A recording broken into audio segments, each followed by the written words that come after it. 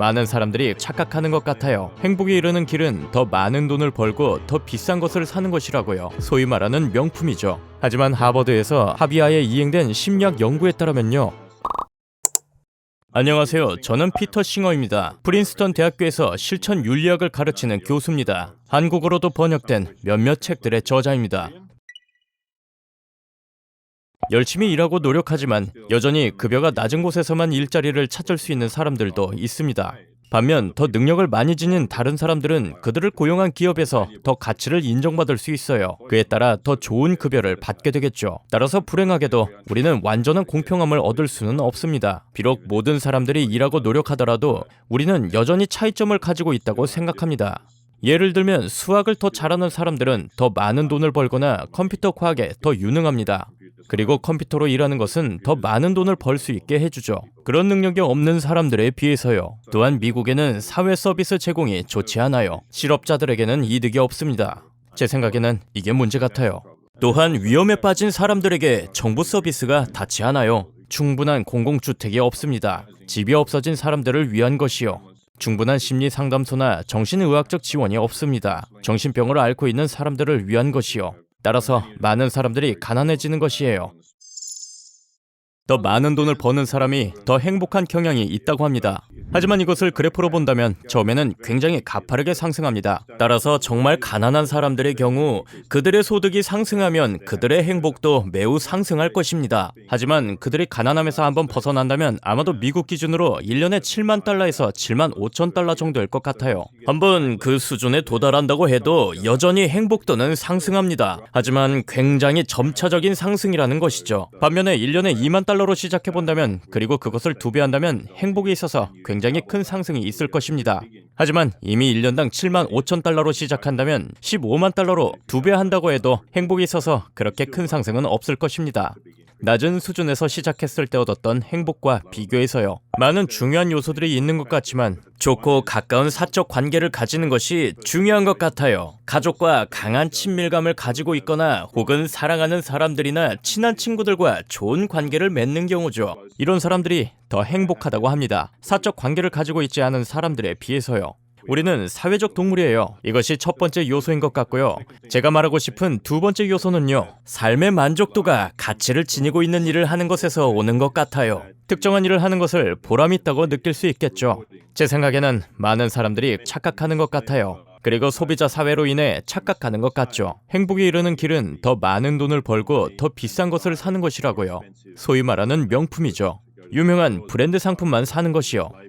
하지만 연구에 의하면 그것은 단기적으로만 행복을 줍니다. 일시적인 행복으로 인해 상승했다가 사라집니다. 그렇게 되면 다른 것을 새로 사야 할 것입니다. 아마도 더 좋고 더 비싼 것이겠죠. 하지만 정말로 일하는 사람들에게는요. 이러한 소비재 때문이 아니라 가난한 사람들을 도와준다거나 사람이 아닌 동물들을 고통을 줄이기 위해 도와주거나 지구온난화를 줄이기 위해 돕는 사람들이요. 정말 중요한 가치를 위해 일한다고 느끼는 사람들은 삶으로부터 느끼는 성취가 더 높습니다. 저는 이것이 만족의 중요한 부분인 것 같아요. 예를 들어 볼게요. 하나의 단순한 실험입니다. 한 집단의 사람들이 참여했습니다. 학생 나이 정도 되는 사람들인 것 같아요. 그리고 그 사람들을 두 집단으로 나눕니다. 모든 학생들은 소량의 돈이 주어졌어요. 대략 20달러 정도예요. 한 집단에게는 20달러로 좋아하는 것을 사라고 줬어요.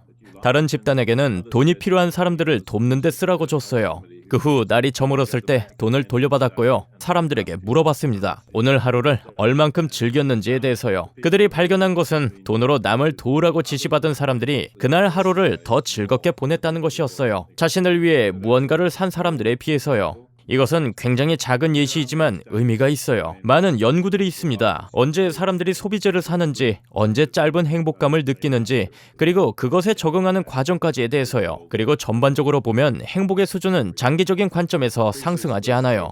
크로이소스 왕은 아테네 현자 솔론에게 물어봤습니다. 누가 가장 행복한 사람인지에 대해서요. 그가 굉장히 부유했기 때문에 그가 가장 행복한 사람이라 말할 것으로 예상했지만 사실 그는 그렇게 말하지 않았습니다. 다른 사람들을 나열했죠. 특별하게 부유한 적은 없었지만 아이가 있고 아이가 성장하는 모습을 봐왔으며 시민 생활에 기여해왔고 전쟁에서 영광스럽게 죽은 사람들이었죠. 동상이나 기념물을 세워놓은 사람들이었어요. 제가 신기하다는 생각이 든 부분이 사람이 죽은 이후에 일어나는 일들이 오히려 그 사람의 삶을 더 낫게 만들 수 있습니다. 윤리적으로 살았고 좋은 삶을 살았다고 말하기 위해선 세상을 더 나은 곳으로 만들기 위해 일조했는지에 대한 여부에 따라 결정됩니다.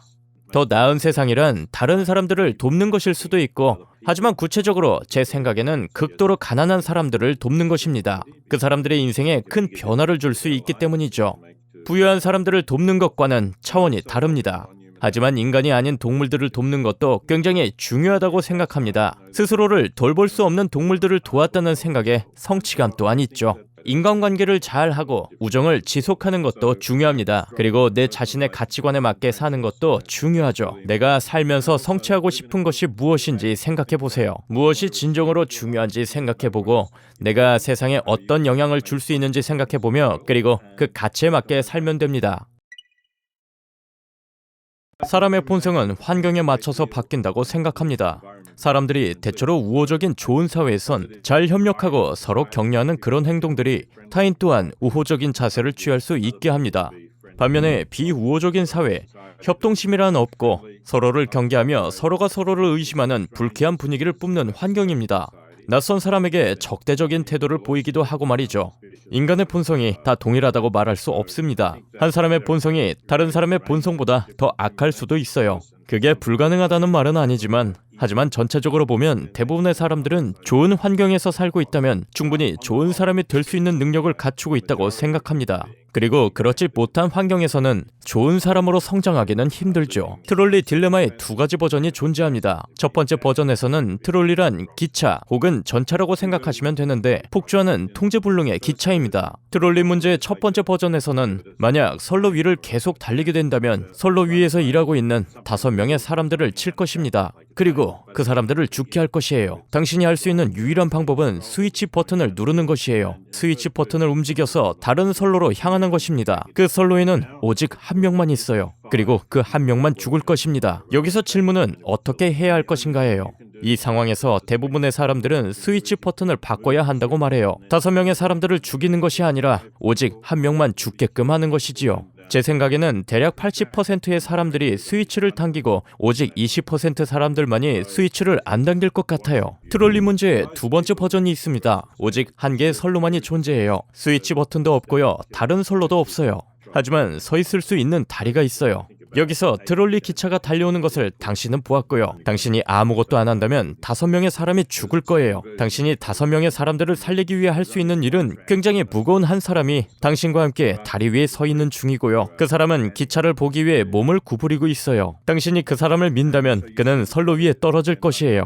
그가 굉장히 거대하고 무겁기 때문에 그 트롤리 기차를 멈추게 할 것이고 5명의 사람을 구할 수 있어요. 당신은 스스로 희생할 수 없는 조건입니다. 트롤리 기차를 멈출 만큼 무겁지는 않기 때문에 아무런 도움이 되지 않아요. 만약에 사람들에게 물어본다면요. 모르는 사람을 밀 것인지에 관해서요. 대부분은 밀지 않을 것이라고 답합니다. 비록 이유는 딜레마와 같지만 두 가지 경우에서 공통으로 설명하고 있는 것은요. 한 사람은 죽는다는 것입니다. 따라서 두 가지의 상황에서요. 아무것도 하지 않는다면 5명의 사람이 죽을 것이고요. 무엇이라도 한다면 1명의 사람이 죽을 것입니다. 이상한 것은요. 스위치 버튼의 상황에서 대부분의 사람들이 5명을 살리기 위해 무엇이라도 해야 한다고 답한 점이에요. 인도교 상황에서 그들은 그런 말을 하지 않았죠. 대부분의 사람들은 반대로 답했어요. 따라서 이와 관련하여 심리학적 연구가 존재해 왔습니다. 철학자들이 그 차이점을 설명하기 위해 노력했지만 저는 성공적이라고 생각하지 않아요. 하지만 하버드에서 합의하에 이행된 심리학 연구에 따르면요. 실제로 이 사람을 밀어야 한다는 사실입니다. 우리의 손을 직접 써야 한다는 것이에요. 이는 우리에게 잘못되었고 하면 안 된다는 생각을 하게 합니다. 반면에 스위치 버튼의 상황에서는요. 그렇게까지 우리가 폭력적이지 않아요. 그냥 스위치 버튼을 조작하는 것이기 때문이죠. 그리는 덧붙였죠. 우리가 부정적 감정을 지니도록 진화해 왔다고 말했습니다. 다른 누군가에게 직접 손을 써서 폭력을 가하는 것 말이에요. 왜냐하면 우리는 사회에서 성장해 왔기 때문이에요. 사람들이 협력하고 같이 일하는 것이 중요한 사회죠. 서로에게 폭력적이지 않은 게 중요한 사회예요. 따라서 이것은 굉장히 진화적입니다. 우리의 진화적인 과거의 발자취예요. 지난 200년 동안 우리는 그러한 스위치 버튼이 없었어요.